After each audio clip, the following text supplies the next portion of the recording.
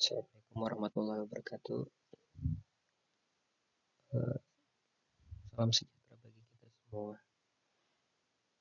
Kita bertemu kembali di dalam mata kuliah pendidikan kewarganegaraan. Ini pertemuan yang keempat kita. Pada materi kali ini kita akan membahas terkait dengan urgensi sebagai seorang warga negara dan bagaimana hubungan antara konstitusi negara Republik Indonesia dengan hakikat kewarganegaraan. Baik, apabila Anda lihat di Undang-Undang Republik Indonesia Nomor 12 Tahun 2012, maka di situ ada pengertian terkait dengan pendidikan tinggi ya. Di mana pendidikan tinggi itu sendiri adalah program sarjana yang merupakan jenjang pendidikan akademik bagi lulusan pendidikan menengah atau sederajat.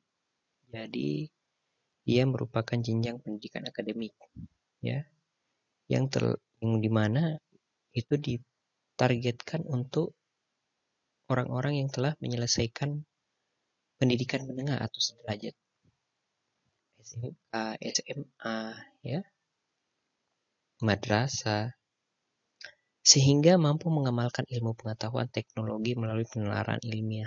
Yang dimaksud penelaran ilmiah ini bagaimana menyelesaikan masalah-masalah dengan metode-metode yang dapat dipertanggungjawabkan secara ilmiah.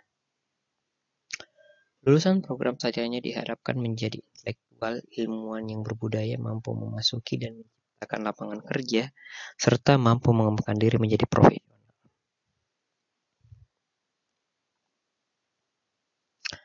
Oke, kemudian Undang-Undang Nomor 14 Tahun 2005 tentang guru dan dosen, bahwa profesional adalah pekerjaan atau kegiatan yang dapat menjadi sumber penghasilan. Perlu keahlian, kemahiran, kecakapan, mutu, norma, dan diperoleh melalui pendidikan profesi. Jadi guru atau dosen ataupun profesional itu merupakan kegiatan atau pekerjaan yang membutuhkan keahlian, ya. Dan bagaimana keahlian itu memiliki standar mutu yang jelas. Bagaimana penerapan moralnya dan diperoleh melalui pendidikan profesi. Baik, kita masuk di pengertian warga. Berdasarkan bahasa Inggris, maka warga itu bisa diartikan citizen. Dalam bahasa Yunani, citoyen. Istilah ini muncul pada perjanjian Westphalia tahun 1648 di Eropa. Ya, itu mengakhiri perang selama 30 tahun di Eropa. Indonesia, warga negara terjemahan dari Belanda atau Stadsburger atau Onderdaan. Ya. Menurut Soto Prawiro tahun 96, Onderdaan itu tidak sama dengan warga negara karena sifatnya masih semi warga negara ya. Apa maksud dari semi warga negara atau kaula negara? Itu artinya di mana negara kita masih zaman feodal pada saat itu, sehingga budaya-budaya kerajaan masih ada. Ya. Rakyat pada saat itu masih mengikuti budaya-budaya kerajaan sekaligus mengikuti peraturan yang diterapkan oleh pemerintah Belanda. Istilah kaula negara telah mengalami pergeseran, ya. Sehingga kaula negara itu tidak digunakan lagi, maka berubah menjadi warga negara atau civic citizen, civicus. Pencantuman S berarti disiplin ilmu kewarganegaraan. Pendidikan adalah usaha sadar dan rencana untuk mewujudkan suasana belajar dan proses pembelajaran agar peserta didik secara aktif mengembangkan potensi dirinya untuk memiliki kekuatan spiritual. Jadi di sini fokusnya sekali lagi targetnya ada pada peserta didik, ya, student centered learning, di mana peserta didik diharapkan mampu untuk mengembangkan potensi dirinya pribadi, memiliki kekuatan spiritual keagamaan, pengendalian diri, kepribadian, kecerdasan, akhlak mulia, serta keterampilan.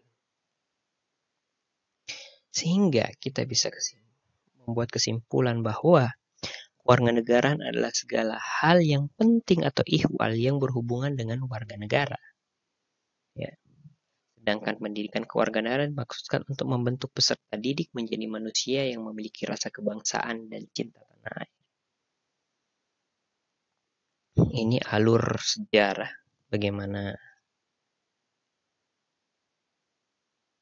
materi pendidikan kewarganegaraan itu berubah-ubah ya, mulai dari tahun 57, 61 sampai 68.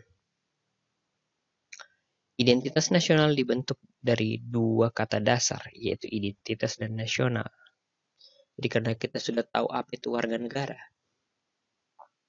maka kita melangkah kepada bagaimana konsep identitas nasional.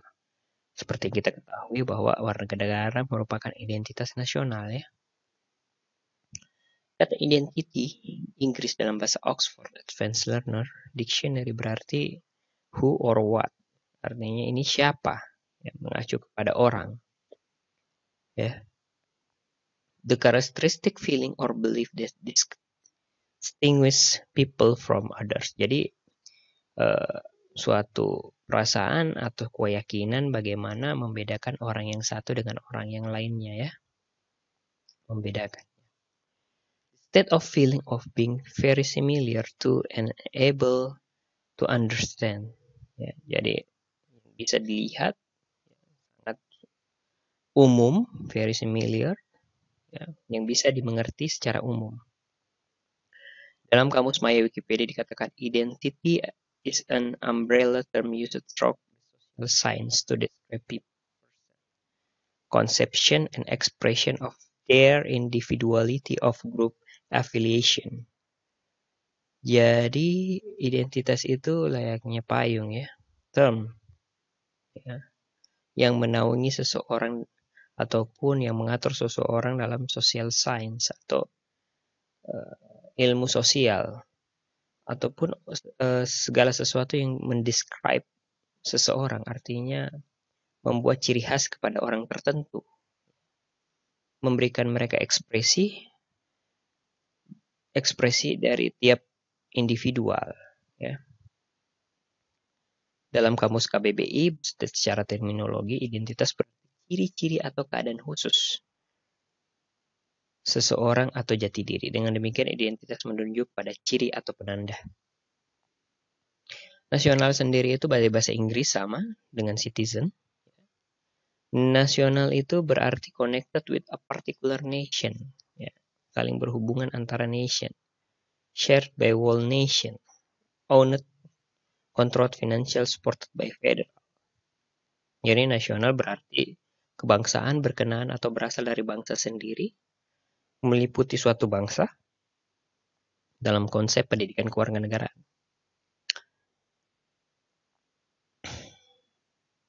Jadi internasional lebih dekat dengan arti jati diri, ini ciri atau karakteristik, perasaan atau keyakinan tentang kebangsaan yang membedakan bangsa Indonesia dengan bangsa lainnya. Itulah identitas nasional.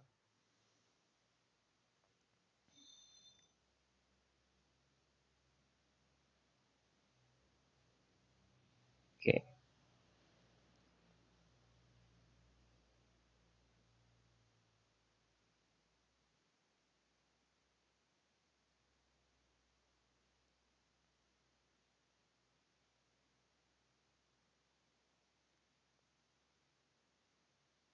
Jadi kalau kita lihat di sini ada warna bendera, ya. Kemudian menurut sejarah juga lambang negara Indonesia merupakan rancangan Sultan Hamid II ya. Terlahir dengan nama Syarif Abdul Hamid Al-Qadri. Lahir di Pontianak tanggal 12 Juli 1913 setelah mendapat masukan perbaikan dan penyempurnaan rancangan lambang negara itu akhirnya disetujui oleh Presiden Soekarno. Pada tanggal 10 Februari 1950 diresmikan pemakaiannya saat Kabinet Rakyat Indonesia Republik Indonesia Serikat pada tanggal 11 Februari 1950. Ya.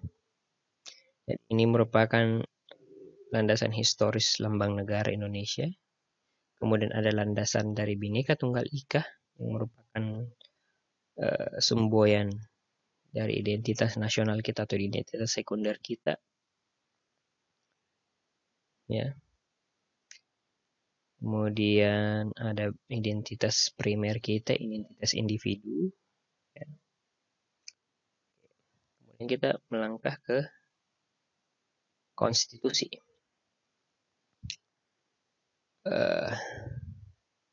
Nilai dan norma konstitusional Undang-Undang Negara Republik Indonesia 1945. Jadi bahasa konstitusi itu sudah dikenal dari dulu ya. Jadi di semua negara itu pasti ada konstitusinya. Konstitusi bagi setiap negara sama, ya, merupakan landasan aturan tertinggi dalam hierarki peraturan perundang-undangan mereka yang dijadikan sebagai pedoman dalam pembuatan undang-undang. Jadi konstitusi itu merupakan dasar, merupakan sumber dari hierarki pembuatan undang-undang, sehingga konstitusi merupakan hierarki yang paling tinggi, tempatnya paling tinggi di dalam klasifikasi peraturan perundang-undangan. Sehingga aturan di bawahnya tidak boleh bertentangan dengan konstitusi. Ada beberapa istilah konstitusi di tiap negara. Ada konstituer, ada konstitusio, ada masyuriah, ya. Kemudian pendapat ahli bagaimana terkait dengan konstitusi? Konstitusi menurut Lord James Bracy. Konstitusi adalah suatu kerangka negara yang diorganisasikan melalui dan dengan hukum, yang menetapkan lembaga-lembaga yang tetap dengan mengakui fungsi-fungsi dan hak-haknya. Di sini Lord James Bracy mengatakan bahwa konstitusi itu sebenarnya kerangka negara. Jadi yang diatur di dalam aturan dari konstitusi adalah setiap hal yang mengatur tentang bagaimana organisasi negara dan penyelenggara negara.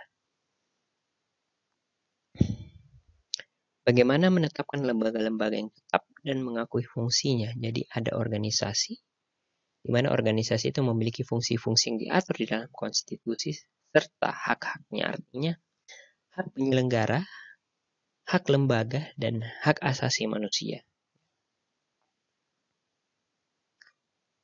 Kemudian F. Strong dalam rumusan dikemukakan adalah konstitusi itu merupakan satu kumpulan asas-asas mengenai kekuasaan pemerintahan. Jadi di dalam konstitusi juga harus mengatur, ya, terkait dengan kekuasaan pemerintahan. Jangan sampai kekuasaan pemerintahan tidak ada aturan, hingga tidak ada batasan yang jelas seberapa besar kekuasaan itu, sehingga apabila batasan yang jelas terkait dengan kekuasaan, maka cenderung kekuasaan itu otoriter atau sewenang-wenang. Hak-hak yang diperintah dan hubungan antara keduanya, pemerintah dan yang diperintah dalam konteks hak asasi manusia. Jadi ada hubungan-hubungan antara pemerintah dengan siapa yang diperintah, ya. Oleh karena itu konstitusi mengatur itu, hak dan kewajiban antara pemerintah dan siapa yang diperintah atau rakyatnya. Konstitusi semacam ini dapat diwujudkan dalam suatu dokumen yang dapat diubah sesuai dengan perkembangan zaman. Ya. Jadi konstitusi itu bisa diubah sesuai dengan perkembangan zaman, berbeda dengan Pancasila yang sifatnya abadi. Ya. Tetapi dapat pula menjadi bundle of separate laws. Artinya konstitusi itu bisa menjadi sesuatu aturan yang berbeda dengan aturan lainnya, bukan menjadi hierarki, tetapi bundle of separate laws yang diberi otoritas sebagai hukum tata negara. Jadi menjadi prinsip, bukan lagi menjadi hierarki, tetapi menjadi prinsip dasar penyusunan peraturan perundang-undangan, peraturan yang mengatur terkait dengan tata negara. Kemudian kita melangkah perlunya konstitusi. Hobbes, ya, manusia pada status naturalis bagaikan serigala. Jadi Hobbes mengandaikan bahwa manusia adalah serigala. Ya, kita lihat bagaimana penjelasan selanjutnya. Hingga timbul adagium Homo homini lupus. Dalam bahasa Inggris, man is a wolf to his fellow man. Artinya yang kuat mengalahkan yang lemah. Jadi kalau tidak ada konstitusi, maka hukum rimba berlaku ya. Yang kuat akan memangsa yang lemah, ya, sehingga yang lemah tidak memiliki kekuatan untuk bisa mempertahankan hak dan derajatnya, harkat martabatnya. Ya, konstitusi, dengan adanya konstitusi maka memberikan kewenangan kepada yang lemah juga untuk bisa mempertahankan hak asasinya sebagai seorang individu, seorang makhluk Tuhan. Ya. Lalu timbul pandangan bellum omnium contra omnes, perang semua lawan semua. Artinya nanti terjadi perang pastinya. Kenapa? Karena setiap orang merasa dirinya kuat, setiap orang ingin menguasai orang lain. Ya.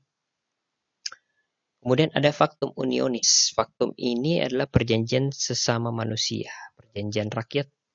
Jadi faktum ini muncul ya. Kenapa faktum ini muncul? Untuk menghindari yang dinamakan dengan bellum omnium contra omnes. Perang semua lawan manusia.